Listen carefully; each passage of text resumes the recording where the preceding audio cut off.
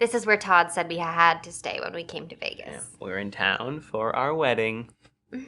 We actually ran into the owner of the hotel while we were checking in, and he overheard us saying we were getting married, so he upgraded us to a big suite, which was such a nice surprise. And he was even more surprised when he asked if we wanted to be interviewed for your book. I mean, this is certainly turning out to be a memorable trip. I would hope it'd already be memorable, what with our wedding and all. Oh, of course. That was a poor choice of words on my part.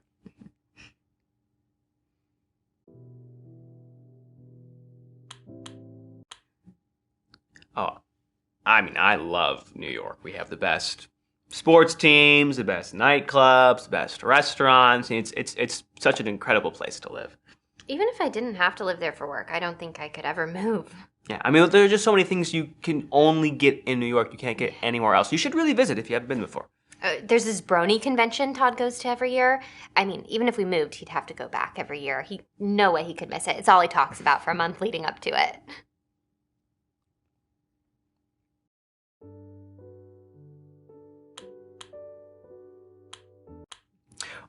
I wanted to get married in a church back home, but Becca wanted to do something original. Isn't that right, dear? Yeah, we also couldn't afford a big wedding. You know, Todd's work has been a little slow lately. I'm an actor, and all actors have dry spells. Just part of the industry. Plus, Becca has a lot of debt, so we probably shouldn't be spending too much money right now. Right now, he's actually playing Elmo in Times Square. He takes his picture with tourists all day. He's so cute in the costume. Yeah, I'm not Elmo. Legally, he is a generic red creature, but we all know who he's supposed to be.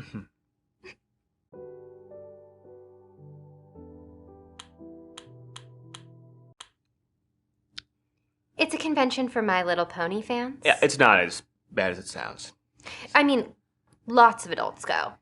Actually, it's almost entirely adults who go. I think the TV show is super sweet, but I've only been with Todd once. They don't really like girls going. I think it kind of messes with the whole bro part of brony.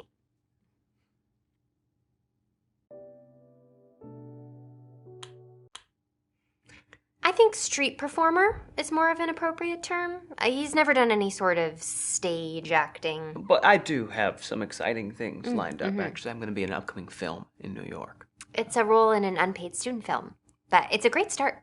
It's a very promising student film. It's going to be seen by a lot of people, and the exposure is worth more than the money, believe me. It's a film about campus safety. They say that new students are going to see it for years to come. I just wish Todd had booked a speaking part. He has the talent. Oh, well, thank you, dear. Thank you.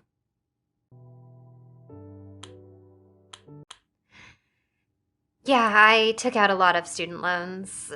I would have been more than happy going to an affordable law school, but Daddy insisted I go to Harvard if I wanted to work at the family firm. So I will probably be paying that off for years. I don't know why Todd puts up with me and all my baggage. Don't.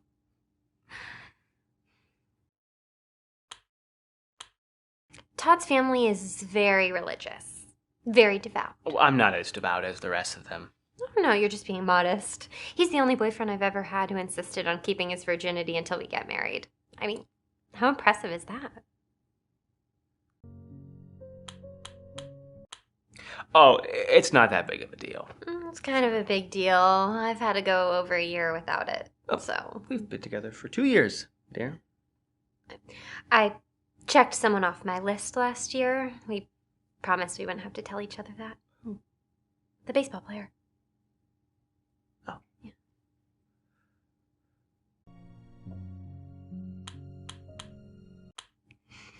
You know that list every couple makes of people they're allowed to sleep with if they ever get the chance to without it being considered cheating? Yeah, which isn't really fair because I don't sleep with anyone and she knows that. So. Well, I've been trying to change that for the past 2 years. I'm sorry, but I'm trying to get into heaven, so. Really? Well, I've been trying to get him into heaven for the last 2 years with no luck. Well, aren't you supposed to be only putting famous people on your list who you don't know? Well, I didn't know him when I made the list. I just so happened to meet him a year later. Oh, convenient. Besides, Todd put my sister on his list. That was meant as a compliment alone, okay? She knows that I would never sleep with anyone besides Becca. Yeah, my sister did not take it as a compliment. She's still kind of mad about it.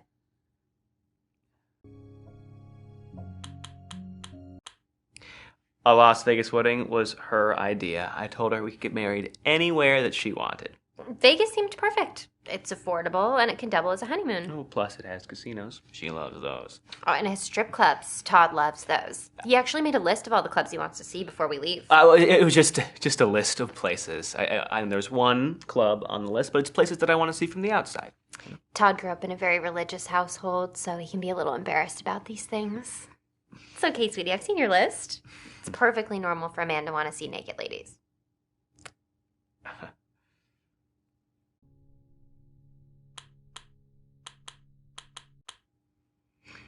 My little sister Rachel, she's so competitive. It's kind of annoying. So I was kind of a prodigy in middle school, so I skipped a grade. And then she skipped 2 grades. And then I graduated 5th in my class at Harvard. So she graduated 4th. It's like her only goal in life is to be just marginally better than me at everything she does. The two of them have been at it since they were very young. Everything is a competition between them. Yeah, competition. I rarely win. But luckily she did not go into the legal field. She took the easy route. Medicine. I'm kidding. No, if she had joined the family firm, I'm sure she would have been made partner 2 years before me, despite being 2 years younger, but it's fine. Kennedy, Seymour, and Cartwright. Michael Kennedy's my father. Barbara Cartwright is my mother. It's not the biggest firm in New York, but we do all right.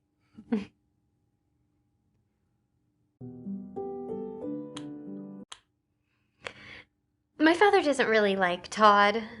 Oh, maybe at first, but I think we get along better now. Todd really wants to impress my dad. That's actually part of the reason why we're having this budget wedding. I'm sure Daddy would have paid for a big wedding if I asked, but Todd wants to prove to him that we're self-sufficient. And we are. Mm-hmm.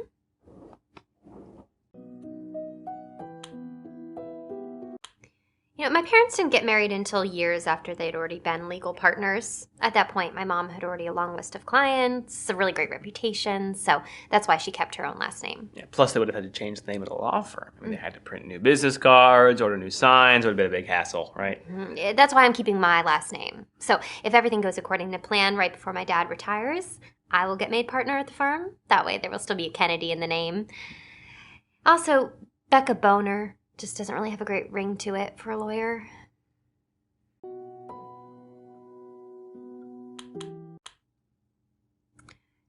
Seymour was an older man at the firm. He retired when I was very young. I didn't know him very well.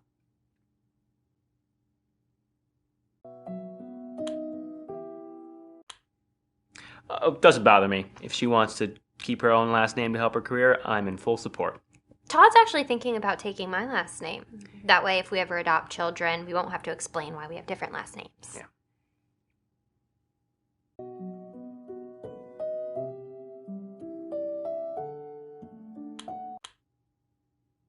I don't like interacting with people unless there's a purpose. I would say I'm a people person, but I grow weary of them quickly if they overstay their welcome or talk. I prefer quiet types who show who they are by their actions. You know, a lot of people will have shallow, fake friends who will tell you all about their day, but they'll never lift a finger if you need to move or get rid of a body. I really don't like people like that.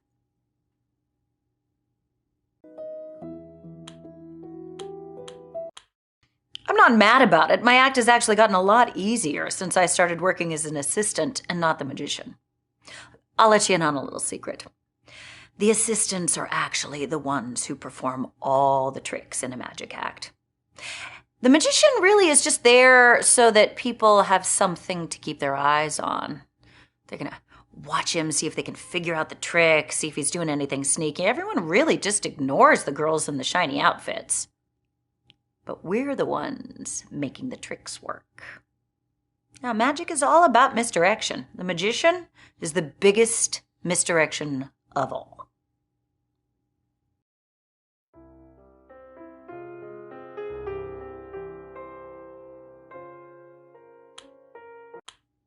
I've never had to get rid of a body.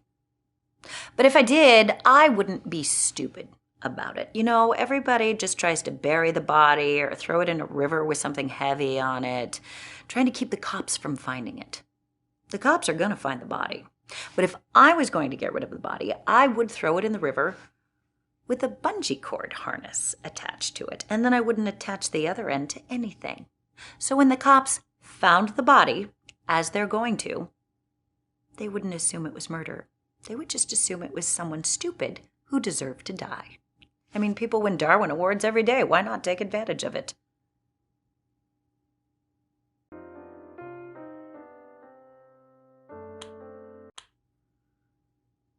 You've never heard of the Darwin Awards? They're my favorite. They're named for Charles Darwin, based around his survival of the fittest and genetics and stuff. So, whenever someone dies doing something that is so stupid, they do the human race a favor by draining themselves out of the gene pool, they get a Darwin Award. I used to love watching them on the internet, but now really it's just fails. They aren't legitimate Darwin Awards. So I watch a lot of roller coaster disasters instead. They're great too.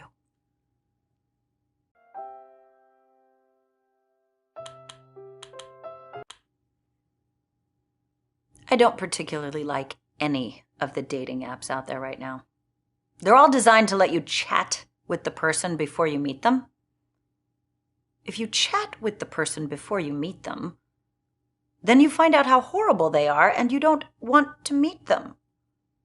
Then you don't even get the social rewards of having gone on a date. You know what I want? I want a dating app where you don't ever have to go on a date. Where when you match with a likely candidate, the app takes the photos that you've each submitted and places them in a likely dating scenario.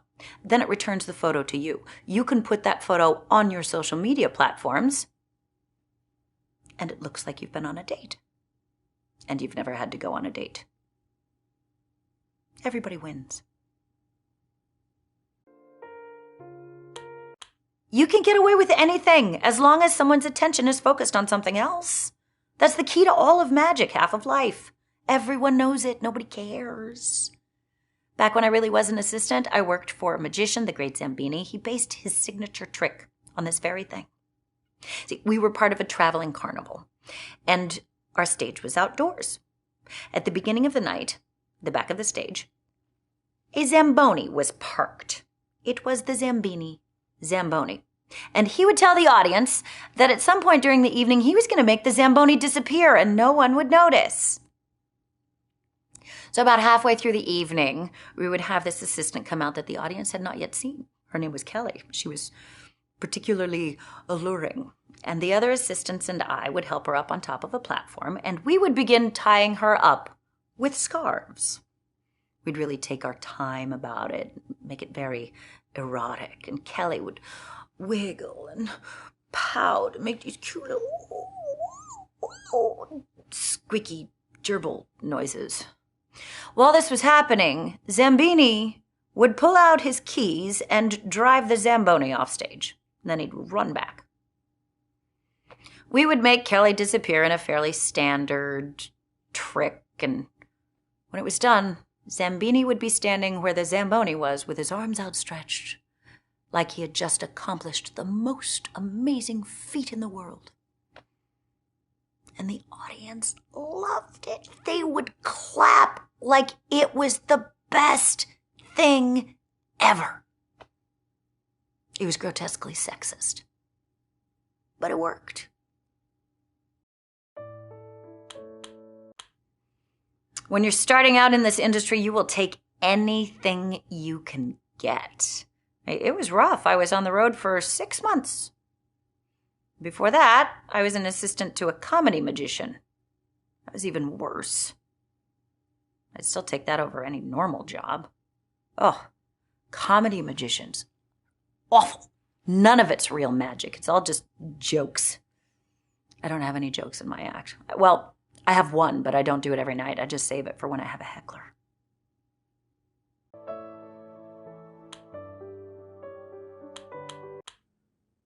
I wasn't in the foster care system for very long. When I was 9, I was placed with a foster family, but unfortunately, my foster parents died the first night that I was with them. A burglar broke in and murdered them. My foster mom was able to call the police, but by the time they arrived, they were already dead. And the police couldn't find the burglar anywhere. The prosecutor on the case assumed that I had murdered my foster parents and even accused me of killing my birth parents. So he got the judge to sign off that I was going to be tried as an adult instead of a child, even though I was only 9. Luckily, they did find the real killer, and it turns out he was just really good at hiding, and he was in a crawl space under the house. So, unfortunately, due to this legal loophole that in Alabama, I was now considered legally an adult, so I was out of the foster care system, and I had to find a job, so I worked in a coal mine.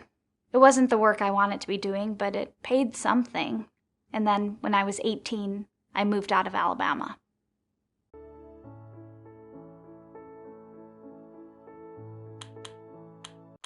My first job interview was for a job selling jewelry. I didn't have any experience, so they said they couldn't hire me. My second job interview was at an adult video store. They needed someone to clean up those video booths after customers used them. I also didn't have any experience with this, but I really wanted the job, so I lied and said that I'd been doing it for 15 years already in 3 different cities. I thought for sure they were going to hire me, but for some reason they didn't. I guess that was karma telling me that I shouldn't have lied.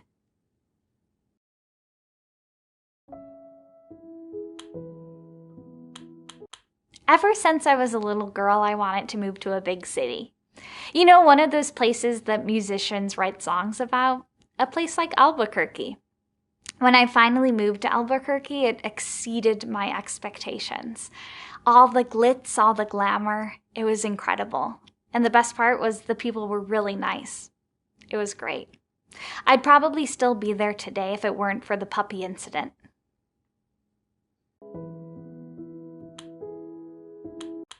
I used to work at the Bellflower as a professional gambler. That's actually how I met Mr. Davenport. His security guards thought that I was cheating, actually, so they brought me in for hours and hours of questioning.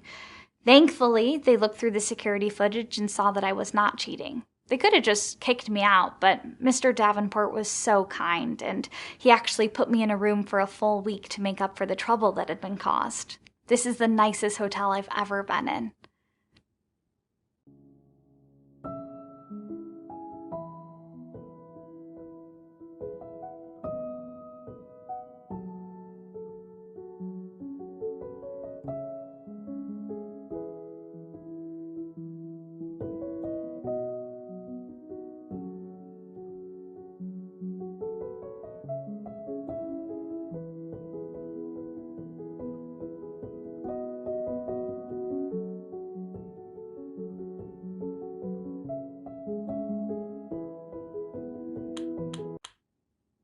Oh, that was the wildest thing.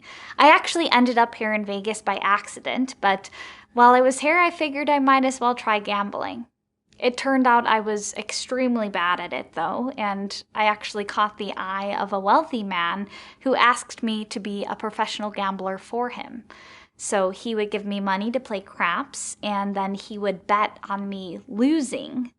And we actually made a great team, and he made a ton of money off me. But the casinos started noticing what was happening, and they started kicking us out. Mr. Davenport was the only one who was really nice about it, though.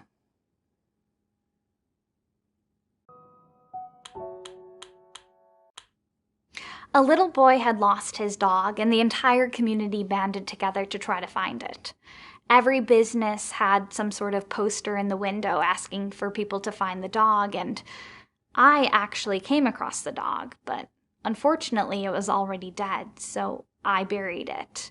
And then I wanted to do that thing that they do in TV shows where you replace one dead animal with a new alive animal that looks the same. So I went to every pet store in town until I found a dog that looked like the dog that I had buried, that had died. I brought it to the little boy's family, and they seemed so happy.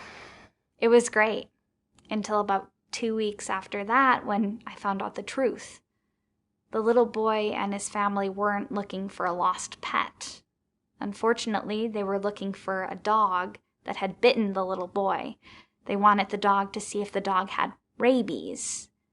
Since I didn't bring the correct dog back, they couldn't test the dog, and it turns out the dog that bit the little boy did have rabies. That's why he died. The story doesn't have a happy ending for the little boy, and I couldn't face the townspeople anymore, so I had to move out of Albuquerque.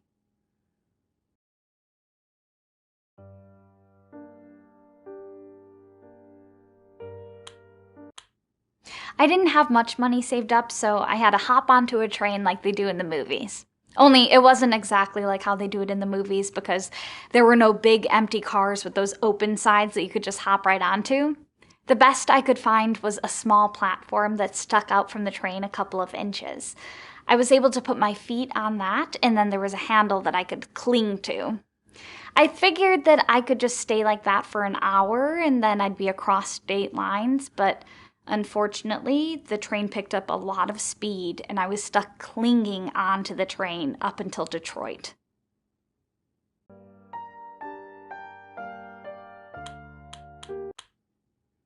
Oh, he was a rich person just like you'd see in the movies. I mean, he had a 3-piece suit on with a jacket and a matching vest and everything.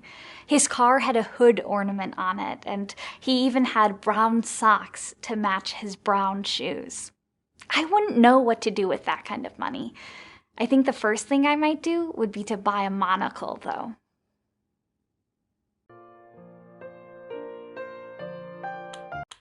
Well, I hadn't intended on going to Detroit, but since I was there, I decided to make the most out of it. I got a job as the mascot at a children's restaurant. It was kind of a cheap ripoff of Chuck E. Cheese. And I had a costume that wasn't so much a cute mouse as a scary rat. But luckily, the kids didn't seem to mind too much, but I was only there for a little bit anyway. The first time I got my paycheck, I went to the bank and I was still in my rat costume, and unfortunately, 2 bank robbers came in, also in costume. So when the police showed up, they assumed that I was with them and arrested me along with them. I was able to sort things out at the police station and I got off, but my picture in costume was already in the newspaper, so my boss didn't like seeing his mascot on the front page of the newspaper for bank robbery, so I got fired.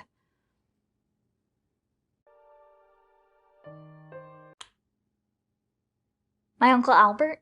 Oh, he goes back to prison all the time. He's actually serving a life sentence, but he keeps escaping. I don't know how he keeps getting out, but the guards catch him and put him right back in. Albert is from the dark side of my family. We didn't like to associate with them very much growing up.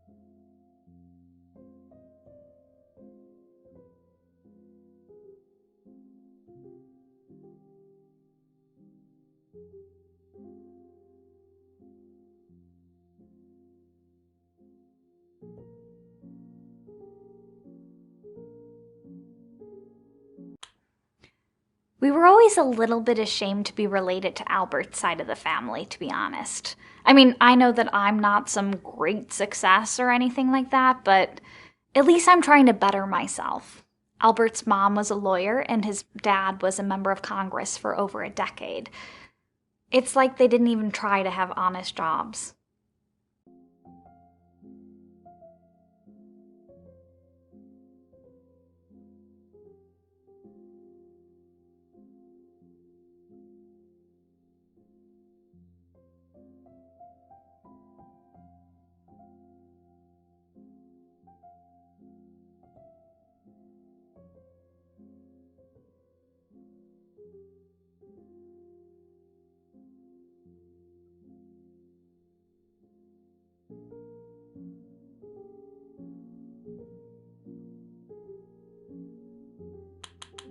Linda was my best friend back in high school.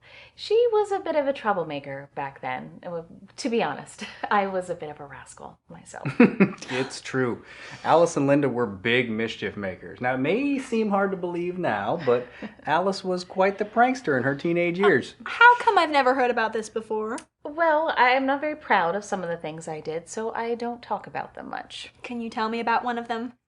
Please. Okay. Every April Fool's Day, Linda and I would send someone a pizza they didn't order as a prank. We paid cash, so it couldn't be traced back to us. And we'd also tip the drivers so they wouldn't get stiffed in the gratuity. I hope none of those people were trying to lose weight. That could knock someone off their diet. We were young and reckless. We didn't think about the consequences back then. I understand. I certainly got into my fair share of trouble when I was younger.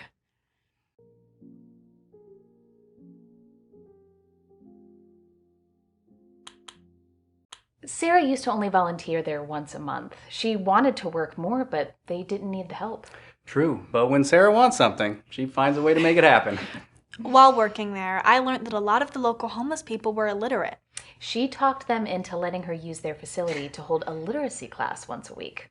It's every Friday night from 6 to 9. There wasn't a lot of attendance at first, but it's a pretty full class now, and I've made some good friends there too. It's the one night a week that I let Sarah stay out until 9:30. Now, I don't want her coming home that late, but she's really making a difference in people's lives.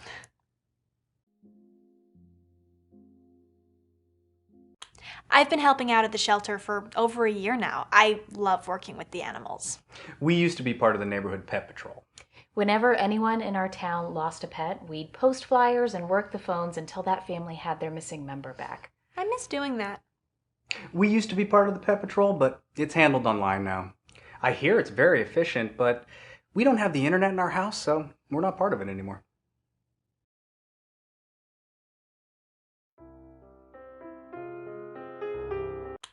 I love volunteering there. Some of Sarah's best friends are residents there. She's talking about Harold and Eleanor. I've learned so much from them. They love having her there, too. They tell me all the time. Walter and I thought we did our fair share of volunteering, but Sarah puts us to shame. It really shouldn't count as work if it's fun to do.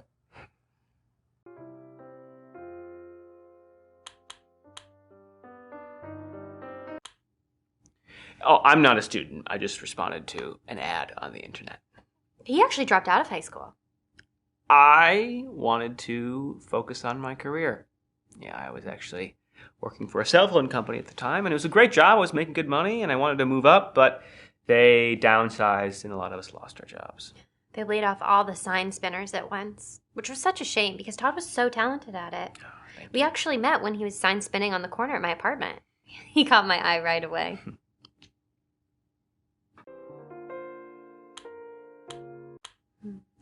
Oh yeah, Becca here loves the idea of adopting children. Also, we can't really have children of our own because Todd's been sterile ever since his motorcycle accident. Yeah. Oh, at least my accident was cool. So I just moved out of my parents' house into my parents' apartment building, and I didn't really know my way around the area. So I was running late for a meeting, And when I went outside, I saw Todd spinning his little arrow sign on the corner. So I went up to him and asked for directions. And instead of just telling me where to go, he spun his sign all impressively and pointed in the right direction. Yeah. That was like the cutest thing. Oh, well, she came back after her meeting and she asked for my number, and we went on our first date the next day. And I knew she was the one after our first date. Mm-hmm. I knew it after the third. Oh, did you?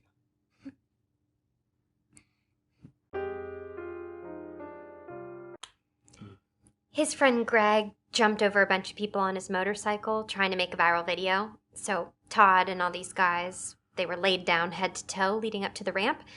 And Greg almost made it, but his back tire came down right between Todd's legs. We don't need to describe every detail. Oh, right. I actually have it on video if you want me to send it to you. That's not necessary.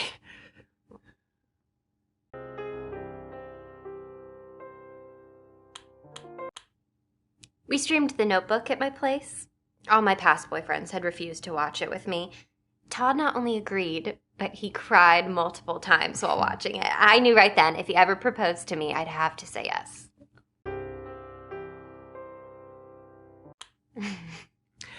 Yeah. Greg is my best friend. He's a great guy. He's a guitar player. Oh, he's hilarious. He does this bit every time I see him where he tries to convince me to dump Todd and go out with him instead.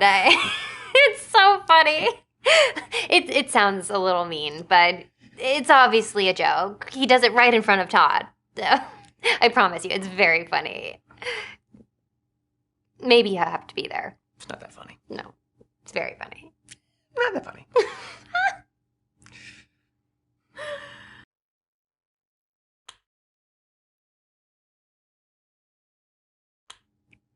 My parents own a small apartment building on the Upper East Side. They let me live there rent-free. I just pay for utilities. Todd's going to move in with me once we're married. Apricot's going to have to move out, but it's totally going to be worth it.